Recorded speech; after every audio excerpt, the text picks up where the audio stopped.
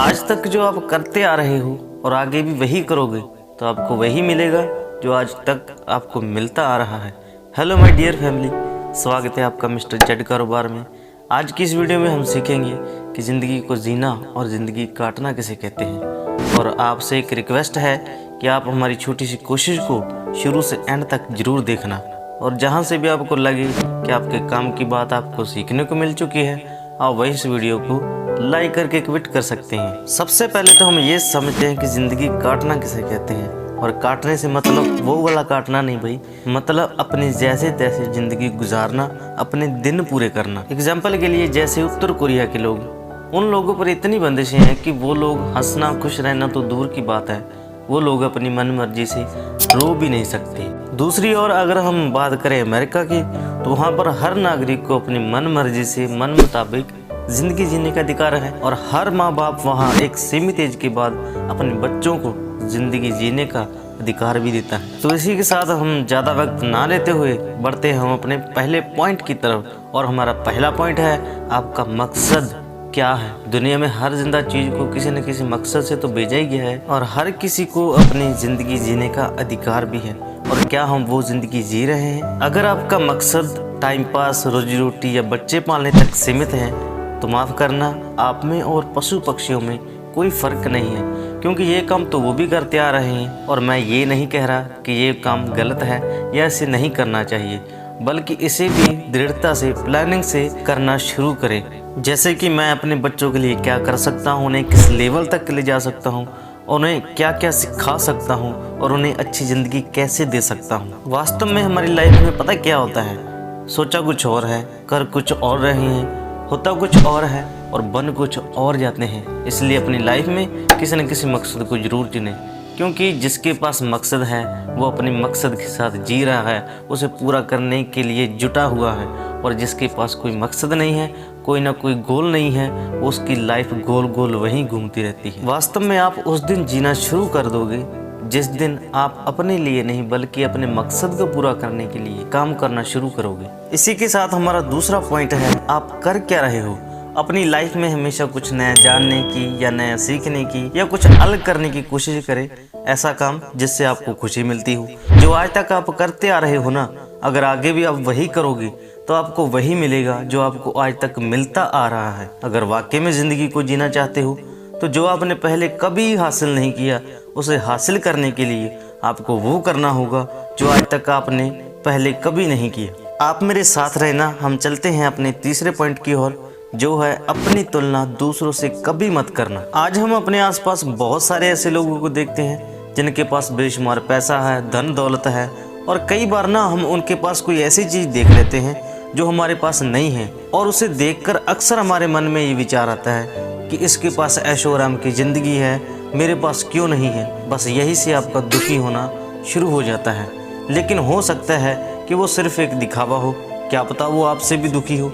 इसलिए आप अपनी तुलना किसी से न करके अपनी तुलना खुद से करें, और देखें कि मैंने पहले से अपने आप को कितना इम्प्रूव किया। मैं पहले कितना कमा रहा था, अब कितना कमा रहा हूँ।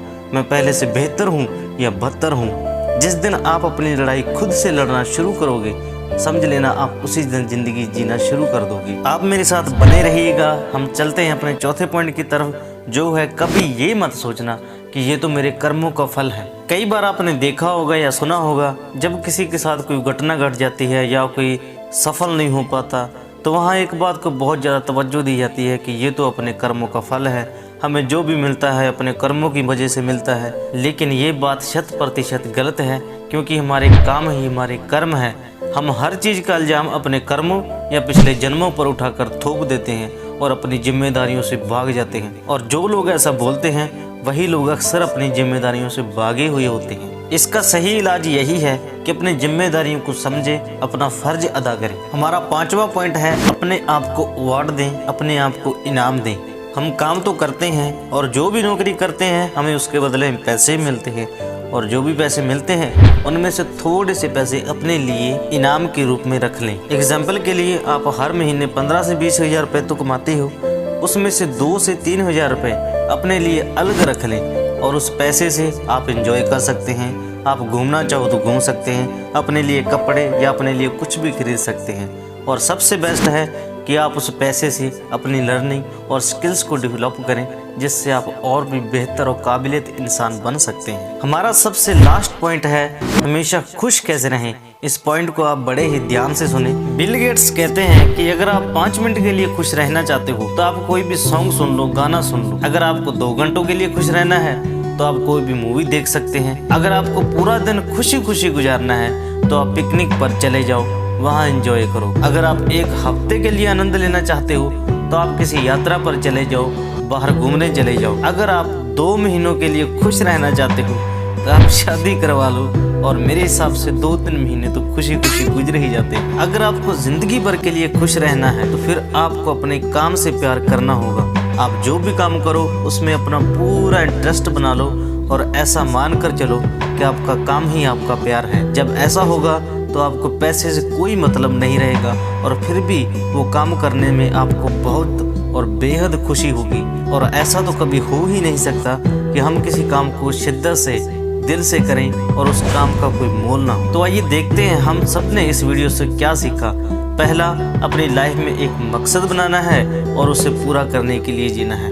दूसरा, अपनी लाइफ में कुछ नया करना है, अलग करना है और उसे हासिल करना है।